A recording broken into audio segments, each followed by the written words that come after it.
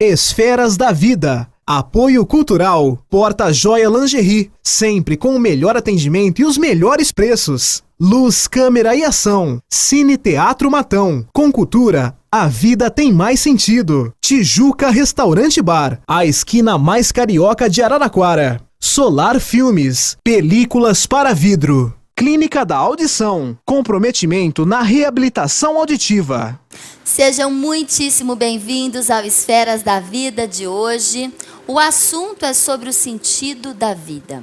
Você já se perguntou sobre o sentido da sua vida? Já perdeu a esperança, o propósito? É sobre isso que conversaremos com o articulista espírita Arthur Valadares. Preparem-se, o Esferas da Vida está no ar.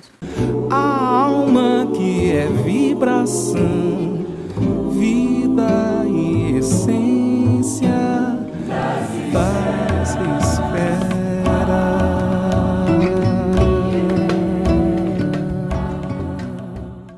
Transmitido pela TV Cultura Paulista e pelo Facebook da TV Cultura Paulista, um olhar sobre a doutrina espírita está no ar. E a gente recebe aqui no estúdio Arthur Valadares. Seja muitíssimo bem-vindo, Arthur. É sempre uma alegria tê-lo conosco no Esferas da Vida. É uma alegria estar aqui mais uma vez. Que Jesus possa nos inspirar nas reflexões, que a gente possa ir com Ele, com as luzes que a doutrina espírita nos traz, preencher a nossa vida de sentido e de propósito existencial. É isso mesmo, Arthur Valadares é cofundador do Núcleo de Estudo e Pesquisa do Evangelho, NEP Paulo de Tarso, que as pessoas que estão nos assistindo podem seguir pelo Instagram e pelo Facebook, não é, Exato. Arthur? Nós temos o canal no Facebook, NEP Paulo de Tarso, no Instagram também e no YouTube, onde a gente tem muito conteúdo lá, palestras, séries, que a gente vai compartilhando sobre o Evangelho e a doutrina espírita. É o estudo do Evangelho relacionado, né, com a visão espírita. Isso, sob a ótica do Espiritismo, as luzes que o Espiritismo projeta no Evangelho, a gente tem refletido acerca disso, acerca de outros pensadores espíritas, Leon Denis e outros. Então tem muito conteúdo por lá. É muito bom e eu aproveito para falar para vocês que o Esferas da Vida também tem página no Facebook, também tem perfil no Instagram. Sigam-nos que vocês vão saber tudo o que vai acontecer aqui no programa, todos os temas, todos os palestrantes. E hoje a gente conversa sobre o sentido da vida, né? A busca pelo sentido da vida. E é algo, Arthur, é um assunto extremamente reflexivo e importante, porque muitas pessoas, durante a vida, em algum período da vida, se questionam: o que eu estou fazendo aqui? Qual que é o sentido da minha vida? Que propósito? O que me motiva? É interessante a gente se perguntar, né? O que me move? O que me motiva? Por que eu estou desanimado? Por que eu não vejo sentido no que eu estou fazendo? O que acontece? Por que certas pessoas chegam em algum momento da vida se perguntando sobre o sentido de viver? O que acontece? O que está faltando, Arthur? Eu acho que assim, na verdade, embora aqui vivendo uma experiência na matéria, nós nunca podemos esquecer de fato quem somos, de onde viemos e para onde vamos. Né? Somos espíritos imortais em um processo aqui breve de experiência e crescimento na matéria. Acontece que muitas vezes o espírito, quando encarna, seja por escolhas, seja pela condição em que ainda está no processo evolutivo, ele de tal modo se apega puramente à existência material que esquece de atender determinadas necessidades da experiência espiritual, do ser que ele é. Me recordo aqui da frase de Jesus: nem só de pão viverá o homem. O que Jesus queria dizer com isso? O pão ali não é simples pão, né, material, muito mais do que o simples alimento. O pão ali representa tudo que atenda às nossas necessidades materiais, tudo que sejam as buscas materiais da criatura.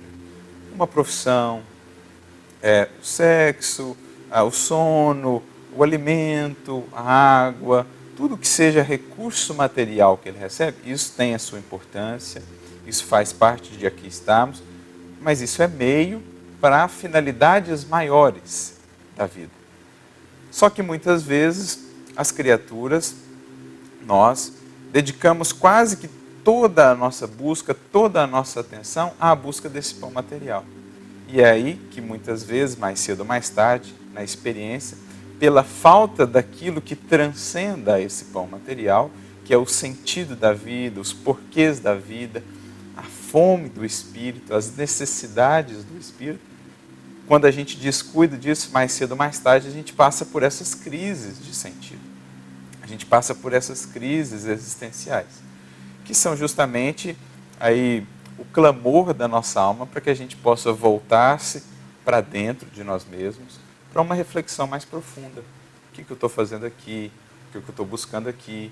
Né? Lembrando que todos nós, já um pouco conscientes, quando voltamos para cá no processo de reencarnação, trazíamos do mundo espiritual propósitos, metas, planos de melhoria, de aperfeiçoamento. Então, muitas vezes, essas questões que vêm a surgir é justamente essas intuições, essas lembranças que nós trazemos, que não estão sendo devidamente olhadas, os compromissos espirituais que assumimos, o cuidado com o nosso espírito, e que nós manifestamos aí na forma desses questionamentos, dessas crises, para que a gente possa fazer uma análise, né? O quanto eu realmente estou me alinhando, me harmonizando com os propósitos de aqui estar novamente na matéria, né? A própria palavra crise, de origem grega, do verbo crisis, ela deriva do seu sentido original, a tradução que a gente poderia ter é separação, é o momento de aferição, de seleção. A crise é isso, o que eu quero continuar cultivando comigo, o que eu não quero mais continuar cultivando ou trazendo comigo. Para onde eu estou indo? Qual o caminho que eu estou escolhendo? Crise é isso, é seleção, é análise, é aferição de valores, de metas, de alvos. E é por isso que muitas vezes a gente passa por isso aqui enquanto encarnados, talvez por desatenção a esses valores, por desatenção a essa nutrição da nossa alma, preenchendo a nossa vida com o sentido espiritual. E a crise parece, de uma forma rápida, que é algo negativo, mas na realidade, às vezes, é uma ação benéfica para que a gente pare e reflita no direcionamento que a gente está levando a nossa vida. Exatamente isso. A crise, na verdade, o sentido original dela é esse, né? Tanto que no próprio grego, né, a palavra que dá origem à crise, ela vai estar muito próxima da palavra ouro também no grego, no sentido de que o momento de crise é um momento dourado, é um momento de ouro para o espírito que sabe aproveitar a circunstância, que sabe ver o que aqueles anseios, o que aquelas circunstâncias difíceis e desafiadoras vêm convidá-lo a repensar, a olhar de uma maneira diferente para a vida, a olhar, olha, quais os valores que eu tenho cultivado, será que o que eu tenho buscado tem realmente trazido ou contribuído para a conquista da paz que eu tanto anseio, da felicidade que eu tanto anseio?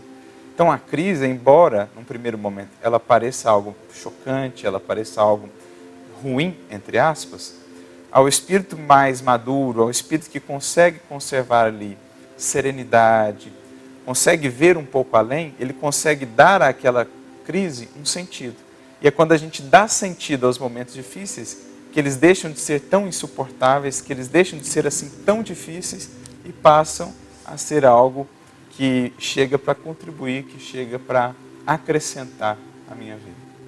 Quando a gente fala em encontrar sentido na crise, a gente está falando em encontrar sentido no sofrimento. Então, a gente pode afirmar, no caso, não sei, que até o sofrimento tem que ter um sentido. Se o sofrimento não tiver um sentido, fica algo desesperador. O desespero toma conta. E lembrando agora do psiquiatra Viktor Frankl, que fala bem isso, que fala o ser humano, ainda em situações adversas, trágicas, né, num grande estresse, a gente precisa encontrar sentido. Parece fácil a gente estar aqui refletindo, né? A gente tem que encontrar sentido até no sofrimento, mas é muito difícil. Mas, né? Como que eu vou encontrar sentido para quem vive o aqui e o agora? Na morte de um filho, numa violência muito drástica, em algo, né? Num estupro, numa perda, enfim, numa doença. Como encontrar sentido no sofrimento? Eu acho que isso é sempre uma questão de perspectiva. Aliás, esse é o eixo central da obra de Frankl, né? Em busca de sentido, em que ele relata a experiência pessoal dele e como ele foi encontrando esse sentido e também os casos que ele pôde acompanhar lá no campo de concentração. Vamos fazer um Onde ele parêntese? esteve. Pessoal, esse livro é muito bom. Sensacional. Vale a pena a leitura, chama Em Busca de Sentido, de Viktor Frankl. Não é um livro espírita, mas é um livro para a vida. Para quem deseja realmente entender um pouco mais e se aprofundar, porque é um livro que tem autoridade. Porque ele passou por situações adversas, situações extremamente críticas, que o Arthur vai começar a falar agora, e buscou sentido mesmo estando naquela situação, para morrer ou não, vamos dizer assim. Ele encontrou. Conta um pouquinho, Arthur. Apenas para contextualizar, né? Então ele acabou indo parar num campo de concentração, né? Teve quase toda a sua família também presa no campo de concentração, perdeu boa parte da família, ele que era judeu, austríaco, na época da Segunda Guerra, e conseguiu sobreviver àquilo, e é interessante, mesmo inserido naquela condição limite, né? Talvez condição de maior sofrimento que talvez um ser humano possa passar, aquela pressão psicológica, física, constante, ele ainda conseguiu naquele ambiente reservar ali tempo dentro dele, espaço dentro dele para fazer um estudo sobre a alma humana. E ele foi percebendo como que as pessoas lidavam com aquela situação limite. Como que as pessoas estavam aguentando aquela situação. Eu lembro uma passagem do livro que ele fala que eles dormiam para se esquentar numa cama de solteiro, eu acho. Só 9 pessoas juntas na vertical. E antes eles se limpavam para tirar os carrapatos, todos os... E assim, era uma situação limite. Era situação limite, né? Para a gente entender o que as pessoas passaram lá, além de todas as violências. Exato, e ele foi percebendo que nessas situações limite, existiam pessoas que conseguiam lidar com elas com resignação, com esperança, e que não necessariamente eram aquelas que aparentavam fisicamente, por exemplo, ser as mais resilientes. E ele foi pensando, foi analisando aquilo, percebendo o que dá força a essas pessoas, né? E ele então foi chegando à conclusão, a partir do diálogo que ele tinha com essas pessoas, o que ele foi percebendo, é que todas essas tinham propósitos. Elas conseguiam ver além do sofrimento, elas conseguiam redimensionar o sofrimento e ver além dele algo de crescimento, algo que as motivasse. E aí a gente volta àquela pergunta que você fez, como lidar, né? Como encontrar no sentimento um sentido, algo que lhe dê força para lidar com aquilo. Então, é uma questão, penso sempre, de perspectiva. Se você se foca muito no acontecimento em si e não consegue dar um horizonte de fundo para ele, ele parece grande demais. Mas quando você projeta aquela circunstância, colocando atrás dela um horizonte mais vasto, o que antes parecia grande demais porque tomava toda a sua atenção, agora é redimensionado diante desse horizonte. Então, por exemplo, uma enfermidade. Quando eu acrescento o horizonte espiritual por detrás e passo a entender que muitas vezes aquela enfermidade é um reajuste diante de equívocos do passado que eu estou tendo a oportunidade aqui agora de lidar, é uma oportunidade de construir paciência, resignação, confiança no alto, que são os valores que trazem realmente felicidade, depuração à alma e, portanto, felicidade, eu vou, digamos, diminuindo o tamanho daquela prova, daquela experiência, porque o horizonte por detrás dela vai redimensionando ela. E para a gente agir dessa forma, para a gente ter esse comportamento, a gente tem que ter muito equilíbrio, Arthur. Sim, essa é uma parte, né? O autocontrole, o autoconhecimento, que dá esse governo íntimo, que dá aos poucos ao indivíduo essa habilidade de lidar com as circunstâncias sem tanta impulsividade, sem se deixar levar ao desespero. É preciso também buscar aí alguma forma de transcendência que nos permita ver além, que nos permita associar àquela circunstância algum sentido, enxergá-la, por exemplo, como um degrau de crescimento, como uma oportunidade de crescimento. Só aquele espírito que já está se encaminhando nesse sentido, ele consegue lidar com essas experiências limites com uma serenidade, ele consegue manejá-las sem desespero. Eu me recordo até numa entrevista que eu vi do Viktor Frankl, que ele dizia o seguinte, ele apresentava uma equação interessante. Ele dizia assim que desespero é igual sofrimento menos sentido. Ou seja, quando eu estou passando por um sofrimento e eu não tenho sentido nenhum associado àquilo, ou seja, para mim a vida não tem propósito nenhum, passar por aquilo não tem propósito nenhum, não tem finalidade nenhuma, não é algo que vai me levar ao crescimento, não consigo ver nada naquilo. Então eu tenho sofrimento cru, não tem sentido algum. Então o desespero muitas vezes é massa. Mas na medida em que eu vou acrescentando sentido, eu citei o caso aqui da enfermidade. Quando eu entendo, bom, eu estou aqui reajustando desatinos e equívocos do passado, então eu já acrescentei um sentido. Isso já me consola, não é uma injustiça divina, não é o universo conspirando contra mim. Já é alguma coisa que eu semeei, estou colhendo, já é um sentido associado. E mais, eu vejo a oportunidade. Bom, a partir dessa experiência, se eu vivê-la bem, eu posso desenvolver paciência, eu posso desenvolver fé, que são valores que sustentam a felicidade duradoura. Acrescentei mais sentido. Então eu vou acrescentando sentido. Então o sofrimento menos sentido vai encaminhando-se para zero. O desespero lá da equação vai encaminhando-se para zero. Então é mais ou menos essa dinâmica que ele propõe, né? O indivíduo e eu lembro que às vezes, dependendo da nossa situação, o sentido pode ser algo até da nossa vivência.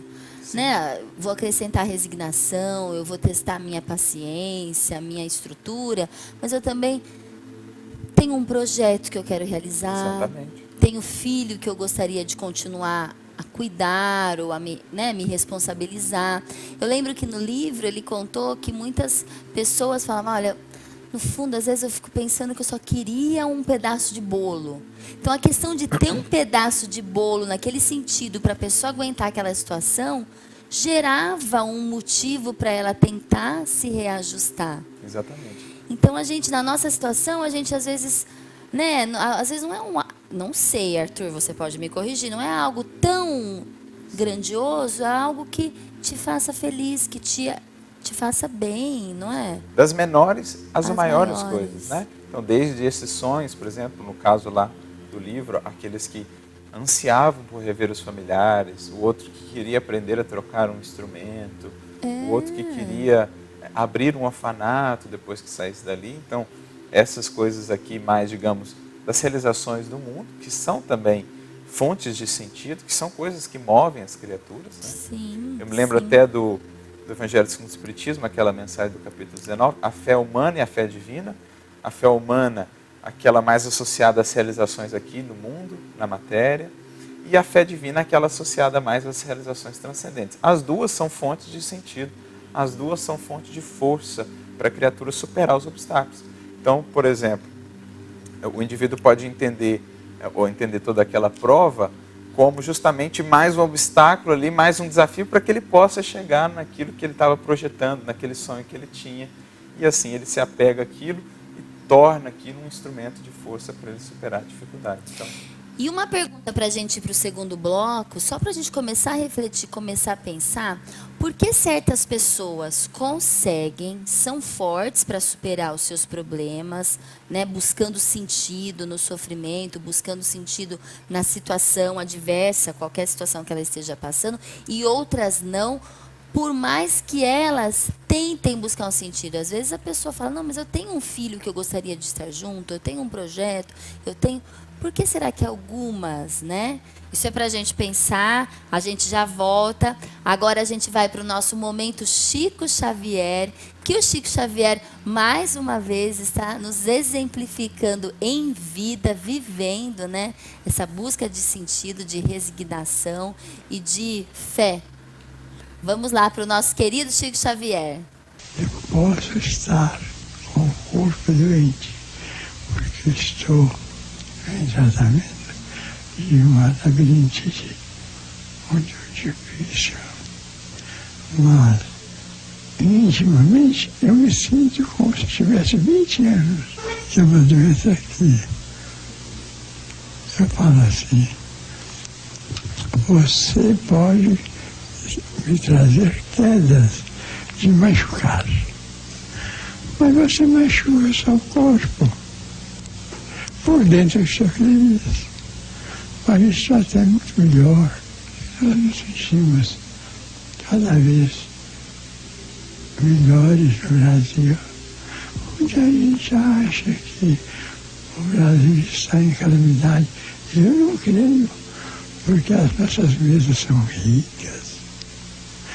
Nós podemos repartir o pão, não é verdade? Palavras como essa, amai-vos uns aos outros, como eu vos amei, isto é sem pedir nada, amar por amar, querer bem uns aos outros. Perdoa 70 vezes 7 vezes. Olha que palavras que parece que ressoam ainda hoje. Meu Deus, a vida é tão bela. Uma folha de qualquer planta, vista com os olhos da fé, é uma página tão bela quanto a de Shakespeare.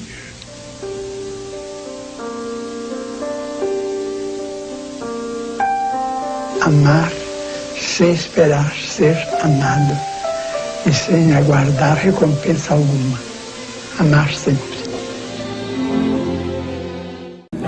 Paz e espera.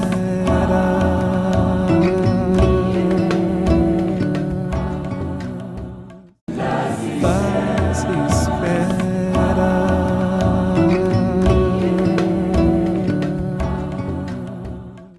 De volta ao Esferas da Vida, hoje a gente conversa com Arthur Valadares sobre a busca de sentido, em busca do sentido da nossa vida. Mas antes eu sempre converso aqui com vocês sobre as nossas indicações de leitura, que é a Revista Internacional de Espiritismo e o jornal O Clarim, para você que quer se aprofundar um pouco mais no Espiritismo, sempre com temas atuais. Revista Internacional de Espiritismo e Jornal O Clarim, todos os dados aí na telinha para vocês. E a gente volta aqui com a nossa conversa, Arthur Valadares. A gente terminou o primeiro bloco com aquela grande questão: por que certas pessoas são mais fortes do que as outras para superar ou para encontrar o sentido da vida? A gente tem que levar em consideração aí, do nosso ponto de vista espírita, que cada espírito está aí num patamar, numa etapa já da jornada. Então, alguns espíritos já avançaram mais em termos de conquistas interiores, em termos de desenvolvimento de valores internos e tudo mais, e por isso lidam de maneira mais resiliente, mais resignada com aquelas provações que nos espantam até, né? A gente vê esses grandes espíritos que marcaram a humanidade em todos os tempos. Então, eram espíritos que conseguiam lidar com um patamar de dificuldades, de reveses, que para muitos de nós seria extremamente difícil. Por quê? Já conquistas íntimas, consolidadas ao longo dos séculos. Não eram privilegiados, não tinham um dom. São conquistas pretéritas que agora trazem na forma dessa força, dessa resiliência. Há também aspectos do próprio acesso, às vezes, que o indivíduo teve a conhecimentos superiores, a perspectivas de vida que possam muni-lo, nessa encarnação, por exemplo, de mais força, de mais preparação para lidar com reveses. Existem alguns que tiveram mais acesso a determinados recursos, a determinados conhecimentos, que lhes dão mais força para lidar com essas experiências. Outros, nem tanto. Então, tudo é uma conjunção de fatores, desde fatores atinentes à presente encarnação, como fatores que remontam à trajetória espiritual do espírito. E nessa conjunção, ele vai lidar aí com a experiência segundo o que já pode lidar. Mas é importante frisar também que nunca o Criador, sendo ele a expressão maior de amor que existe no universo, vai permitir que a criatura passe por uma experiência que de todo para ela é impossível para ela lidar, né? O Criador sempre ajusta o fardo, a prova, as experiências de cada um, as possibilidades dos ombros de cada um. Pode ser, sim, extremamente desafiador, mas se a criatura se propuser a vencer aquilo, a lidar com aquilo, ela vai encontrar todos os recursos de auxílio, de amparo, para que possa superar aquela prova. E talvez aquele revés que ela esteja passando, aquela adversidade, seja para ela se fortalecer. É algo que esteja ajudando no fortalecimento espiritual. É aquele ditado popular, né? Os bons marinheiros se forjam nas maiores tempestades, né? Então, muitas vezes, as experiências difíceis vêm justamente nos preparar, nos forjar, como que a gente pensa, por exemplo, um diamante, a fim de que chegasse a ser diamante, ele é o resultado de séculos submetido a intensas pressões para que viesse a ser a pedra preciosa que é. Assim também nós, enquanto espíritos, para que venhamos a expressar todos os potenciais que temos em germe, em nós de forma latente, passaremos por essas experiências que vêm tirar o melhor de nós ao longo dos séculos. Viktor Frankl fala que é a decisão, que a gente precisa decidir que a gente vai conseguir passar por aquele desafio. Ele ainda fala, liberdade de escolha é a grande questão. Tornar quem a gente quer ser independente das circunstâncias. Será isso, Arthur? Essa fala dele vai muito em consonância do que aquilo que a gente aprende, tanto com a doutrina espírita, com o próprio Evangelho. O espírito, na medida em que ele vai se tornando mais maduro, mais consciente, a primeira expressão dessa sua consciência é uma vontade cada vez mais firme. E é justamente essa vontade mais firme que lhe dá forças, lhe dá recursos para passar pelas experiências mais difíceis, fazendo as modificações que ele precisa fazer. Então o espírito, ele vai, como ele diz aí, é interessante isso, ele vai cada vez mais sendo senhor das circunstâncias e não sendo movido ou arrastado tanto por elas.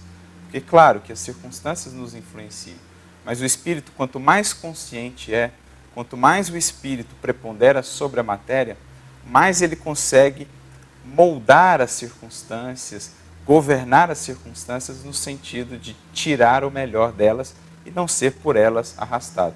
Eu uso sempre uma analogia, se a gente pensar, por exemplo, num marinheiro. Um marinheiro inexperiente não sabe ainda muito bem manejar o leme ali da vontade, a vela da vontade. Quando o vento muda de sentido, ele fica meio perdido, fica meio à deriva, não consegue ajustar ali o sentido do barco para manter a direção que ele queria seguir. Mas já o marinheiro mais experiente, quando o vento muda de sentido, ele ajusta o leme, ajusta a vela para aproveitar aquele vento, num primeiro momento adverso, para seguir mantendo a sua direção, para seguir mantendo o foco que ele havia estabelecido. Então é isso que a gente vai aprendendo na vida. Mais do que sermos, como dizia o apóstolo Paulo, almas viventes, espíritos vivificantes. Mais do que sermos ou termos aquela postura passiva apenas de sermos pela vida conduzidos, vamos sendo efetivamente os condutores da nossa vida. E se a gente não consegue mudar especificamente aquela situação, a gente pode mudar a maneira que a gente reage àquela situação. Que é muito do que está lá na obra do Frankl, Sartre fala um pouco disso também, né? Não é tanto o que nos acontece, mas o que eu faço com o que me acontece. Esse é o grande salto de autonomia do espírito. Porque se a gente for construir a nossa paz e a nossa felicidade sobre o que nos acontece, isso nunca vai estar sob nosso controle. Então vai ser sempre uma paz, uma estabilidade fugidias. Porque a outra pessoa pode tomar uma atitude diferente do que eu esperava, a circunstância pode se operar da maneira diferente do que eu esperava. Então eu nunca vou ter o controle, eu nunca vou ter uma paz realmente estável, durável. A partir do momento que eu passo a perceber que o que mais importa não é o que me acontece, mas o que eu faço com o que me acontece, aí eu dou um grande salto de autonomia. Porque agora está na minha mão, né?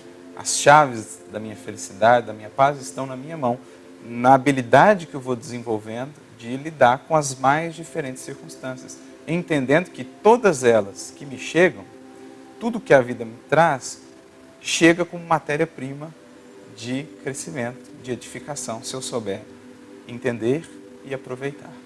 E para a gente reagir da melhor forma, não sei, penso eu, a gente precisa ter conhecimento.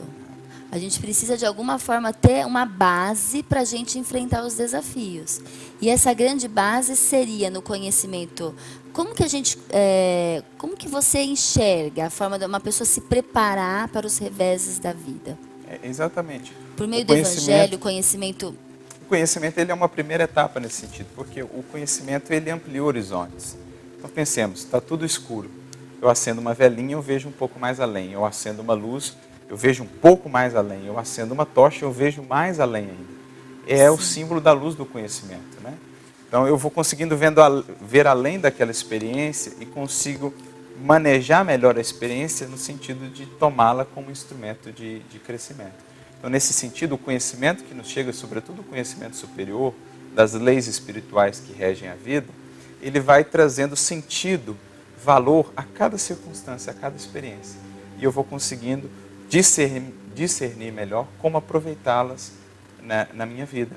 Eu vou criando também, na medida em que vou me conhecendo, na medida em que vou me depurando, eu vou aprofundando a minha sintonia com o alto, com os bons espíritos, e vou captando melhor as inspirações que eles nos trazem, os nossos benfeitores espirituais, para que a gente consiga entender o que cada circunstância da vida tem a nos dizer. Isso eu acho muito importante, Arthur. Para a gente não viver no piloto automático, para a gente não sair vivendo como se não houvesse o amanhã, não é? Tudo tem consequência e nós somos os responsáveis. Pelo menos, claro que a liberdade eu acho que é limitada, né? O livre-arbítrio também, não sei. Mas a gente consegue administrar a grande maioria do que a gente, pelo menos, faz, Exato. né? A liberdade, de fato, é limitada, o livre-arbítrio, ele acompanha o desenvolvimento da inteligência do indivíduo, ou seja, do conhecimento. O progresso intelectual, ele vai trazendo para o indivíduo mais recursos de discernimento e vai aumentando gradativamente a sua liberdade e também a sua responsabilidade pelos seus atos. Então, quanto mais o indivíduo conhece de si, da vida, das leis divinas, mais livre ele é para agir, mas mais responsável no seu proceder. Sim. Mas aí está, né, a grande bênção. Muitas vezes as pessoas verão isso como um fardo, mas na verdade é a chave da libertação, quando o espírito torna-se senhor de si e passa a governar a sua vida, a governar e a construir de fato o seu destino. Por isso dizia Jesus: e conhecereis a verdade e ela vos fará livres. Nesse sentido, que a gente vai acessando a luz chega, abre horizontes, aumenta a responsabilidade, mas é também caminho libertador. E muitas pessoas, a grande maioria, acredita em algo maior, acredita em Deus, acredita numa força superior, acredita na espiritualidade, né? A gente tem, por mais que, não estou falando especificamente do espiritismo, muitas pessoas acreditam, não, mas eu acredito em Jesus, eu acredito em Deus, eu tenho fé, mas acreditar é pouco, Arthur. A gente tem que sempre dar o passo além, né? O próprio sentido original da palavra fé, emuná, é fidelidade no hebraico. Ou seja, no sentido de que a fé não é simplesmente o acreditar, mas é passar a ser fiel àquele novo conhecimento que você recebeu, a agir ou adotar uma postura que seja fiel, que esteja harmonizada a esse novo horizonte de vida que você consegue enxergar. Então é passar do simplesmente acreditar para de fato o viver. Né? Como se a pessoa se entregasse, a fidelidade, eu me entrego aos desígnios de Deus. É adotar uma postura coerente. Né? Eu me lembro de um texto de Emmanuel que a gente lia esses dias. Ele diz assim: muitos dizem, estou convencido, mas poucos podem dizer, estou convertido. No seguinte sentido, que poucos de fato caminham além da convicção apenas para adotar agora uma postura de vida que seja coerente com aquilo. Passar a viver realmente de coerência com aquilo. No nosso caso, por exemplo, em nos entendendo como espíritos imortais, passar a viver realmente como espíritos imortais. Porque muitas vezes, embora com todo o arcabouço de conhecimento espírita ou espiritualista, ainda vivemos muitas vezes uma espécie de materialismo espiritualista, em que a matéria ainda é o foco da nossa atenção, sem ver tudo que aqui recebemos como meio para as finalidades maiores da vida. Sim, eu falo isso porque às vezes as pessoas negociam com Deus. Não, eu acredito em Deus, vou à igreja, vou na palestra, vou no culto, mas acontece algo na vida daquela pessoa, mas não adiantou nada. Eu ia, né, à missa, eu ia à palestra, enfim, eu fazia tudo o que tinha que fazer e me aconteceu isso. Então, na realidade, é um equívoco esse tipo de comportamento. A pessoa acredita, mas quando acontece algo muito adverso na vida dela, ela fala, não adiantou nada, tudo que eu fiz. E muito desse equívoco nasce mesmo dessa nossa incompreensão com relação a alguns conceitos fundamentais, por exemplo, do Evangelho. O conceito da fé, por exemplo, que ao longo dos séculos foi muito, às vezes, reduzido ao simples acreditar. Mas quando eu passo a entender essa fé no sentido da vivência, aí eu vou consolidando realmente em mim bases sólidas para lidar com os reveses. O próprio mestre falava isso no final do Sermão do Monte, que é a síntese de toda a sua mensagem. Os últimos versículos ele diz assim: aquele que ouve as minhas palavras e não as pratica, compará-lo-ei a um homem insensato que edificou sobre a areia. Veio a tempestade, correram os rios, sopraram os ventos e a casa ruiu. Aquele, porém, que ouve as minhas palavras e as pratica, compará-lo-ei a um homem sensato, a um homem prudente que edificou sobre a rocha. Veio a tempestade, correram os rios, sopraram os ventos, mas a casa não ruiu. Então o que Jesus está falando, né? Quem é aquele que está realmente consolidando algo sólido, na rocha? Uma felicidade duradoura, uma confiança duradoura, uma serenidade diante dos reveses da vida. Quem ouve e pratica. Essa é a fé no sentido integral. Quem apenas ouve, mas ainda não chegou ao âmbito da vivência, está construindo ainda muitas vezes sobre areia. E é por isso que no momento da tempestade, toda aquela edificação parece ruir. Mas é também, como a gente falava da crise, um momento de rever em que bases eu estou consolidando, se na simples crença, no simples acreditar ou já em uma postura coerente com o que tenho aprendido. É isso mesmo, a gente vai para um pequeno intervalo e a gente já volta com mais esferas da vida. Paz espera. Paz espera.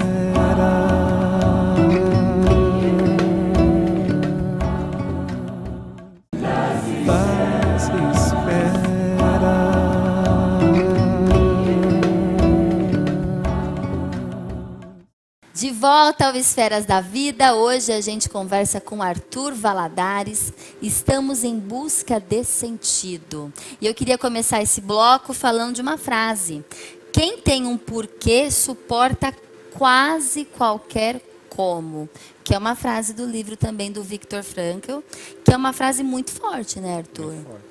Na verdade, se eu não me engano, ela é uma paráfrase de Nietzsche. Nietzsche já tinha trazido algo muito similar, se não bem ele próximo. falou isso numa entrevista, isso Exato. mesmo. E é de fato uma frase muito forte. E eu creio, quando li a obra, eu penso que essa é a frase síntese da obra. Eu acho que é a grande pérola preciosa, né? E é interessante pensarmos, quando a gente vai agregando porquê à nossa vida, que são os sentidos, por que passar por ela? Por que vencer essa luta? Por quê? Porque por aquela pessoa que eu amo, por tudo que eu já recebi, por aquilo que isso vai representar para mim em termos de conquista, de crescimento, enfim. Quanto mais porquês eu agrego à minha vida, quanto mais sentidos eu agrego à minha vida, mais fácil se torna, mais eu tenho recursos para suportar os comos, que são as lutas, que são os obstáculos, que são as dificuldades. Então, são horizontes sempre mais vastos, mais belos, que me atraem e que me inspiram a seguir caminhando, apesar das dificuldades do caminho, né? Eu me lembro, certa feita, eu vi uma entrevista do Ernesto Galeano, poeta, e ele dizia a respeito de um amigo seu, que era professor, estava dando aula, e determinado aluno perguntou assim para ele, e aqui a gente vai transportar para o nosso caso: professor, mas para que serve a utopia? Ou o que é a utopia? Então ele diz assim: a utopia ela está lá no horizonte. E a gente poderia dizer, os porquês, né, o sentido, as metas estão lá no horizonte. Eu caminho 2 passos, ela caminha 2 passos, a utopia. Eu caminho 10 passos, ela caminha 10 passos. Então você me pergunta, para que serve a utopia? Justamente para isso, para eu seguir caminhando, né? É sempre esse horizonte que me convida a ir mais além. Os porquês da minha vida são a motivação que me fazem seguir avançando, que me fazem ver além, que me fazem saber esperar, que me fazem cultivar a paciência, a resignação, a perseverança. Enfim, é o combustível da nossa alma, é a esperança, é o que nos faz caminhar. Então, acho que essa frase, ela é muito importante para o nosso momento hoje, para o nosso mundo hoje. O nosso mundo hoje vive, de certo modo, uma crise de sentido, porque a gente está tão mergulhado nos convites, nas distrações da vida material, na rotina louca que a gente vive, né? Vidas tão ocupadas, mas às vezes tão vazias ao mesmo tempo. E a gente perdeu um pouco desse sentido maior, desse sentido transcendente da vida. E eu acho que é disso que a gente precisa se nutrir. Como dizia lá Jesus, a gente trouxe no início do programa: nem só de pão vive o homem, nem só de necessidades materiais, nem só de experiências materiais. Nós precisamos do pão que sai lá do divino. Nós precisamos de eternidade, nós precisamos de transcendência. E quando a gente tem esse sentido, e o Espiritismo ou qualquer experiência transcendente religiosa, o Evangelho por excelência do Cristo, preenche a nossa vida com um sentido tal, que diria que é o maior de todos os sentidos, que é o do amor, que é o do amar. Um grande calmante. Um grande calmante, uma grande força, uma grande luz que amplia os nossos horizontes, que nos sustenta nos momentos mais difíceis. Então, acho que... E eu acredito que o Espiritismo, especificamente, quando ele nos traz essa visão holística e abrangente da vida imortal, e de que somos espíritos imortais, e de que tudo passa, nós estamos progredindo, também já nos gera um aconchego, não é, Arthur? Não, estou aqui, as coisas vão caminhar, não tem como piorar porque eu sou imortal, né? As coisas não é verdade. Quando a gente para pensar, é tão profundo você pensar que você é um ser imortal.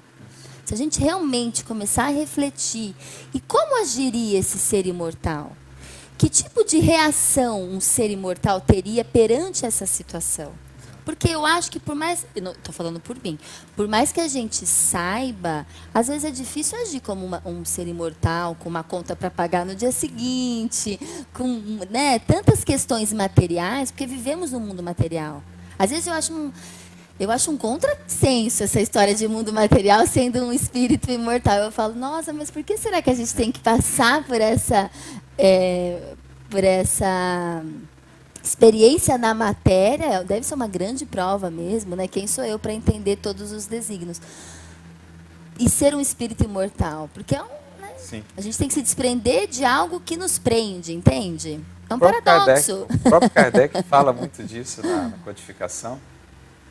Quanto mais restrito é esse nosso horizonte, né, acerca dessa vida maior, mais a gente se aferra à vida aqui e agora. Mas a gente perde um pouco desse sentido transcendente que dá força para a gente superar essas questões todas. E o fato de aqui estarmos na matéria já é justamente um desafio também para que a gente aprenda, nesse processo de lidar com o que é efêmero, com o que é transitório, a gente perceber que isso também é um convite para a gente se voltar justamente para dentro de nós. Né? A impermanência que a gente vê aí fora, essa mudança, as vicissitudes que a gente vê na experiência material, elas, na verdade, são o convite da vida para que a gente, voltando para dentro de nós, possa encontrar essa estabilidade, portas adentro do coração, nas edificações da nossa alma. Então, há uma razão muito sábia por aqui estarmos, justamente para nos espiritualizar a partir da experiência material. Com certeza. E a gente conversa muito de autoconhecimento aqui no Esferas da Vida, porque realmente é o início da grande transformação. Não há transformação. Qual que é a sua opinião, Arthur, sobre o autoconhecimento? É que não há efetivamente transformação duradoura, perene, sem que a gente possa conhecer-nos melhor, para governar melhor a nossa maneira de nos conduzir, para sermos mais senhores do nosso destino, para escolhermos melhor o que a gente está cultivando aqui internamente, que é o que define as nossas palavras, as nossas ações, que por sua vez definem os nossos hábitos e o nosso destino. Então, sem lançar essa luz dentro, dificilmente a gente vai encontrar a luz que nos cerca o universo afora. Precisamos nos resgatar a nossa espiritualidade.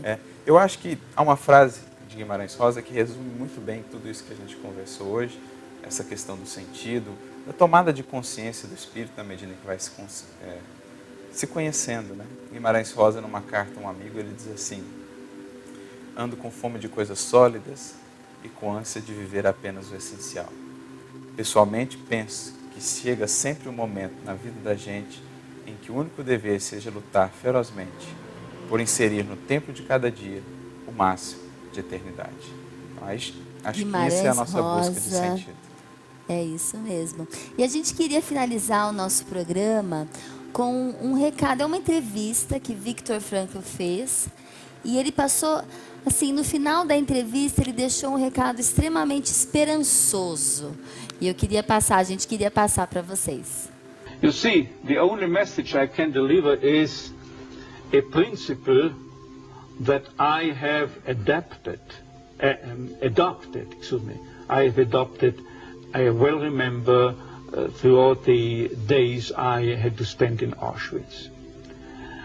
There is statistical evidence that my chance to survive Auschwitz, real statistical evidence, was 29-1. And I had the feeling that it was like that. And still, I applied the philosophy of Sir Karl Popper, whose nucleus means that you cannot prove any hypothesis. The only thing you can do is falsify it, show that it is not valid, that it is not tenable. And without knowing his philosophy, I only met him the first time a couple of years ago, I applied this theory inasmuch as I told myself, Victor, the chances are very, very low and small. Probably you will be sent to the gas chamber, and still there is nobody who can guarantee me and convince me with 100% certainty that I shall not survive but end in the gas chamber. As long as I have no guarantee that I will have to die within the next days, I continue behaving and acting as if I would spare this fate. Viver e agir acreditando no amanhã, é isso mesmo, hoje e sempre. E a gente agradece mais uma vez Arthur Valadares aqui no Esferas da Vida. Eu agradeço. Muitíssimo obrigada. Eu queria dar o recado da Conesc de São Carlos. Fala um pouquinho, Arthur, rapidinho. 9 e 10 de novembro, em São Carlos, teremos lá a Confraternização Espírita de São Carlos. Maiores informações, www.conesc.org.br. É isso mesmo, Esferas da Vida fica por aqui. Um super beijo. Todas as quintas-feiras aqui com vocês, às 10h15 da noite. Até a semana que vem.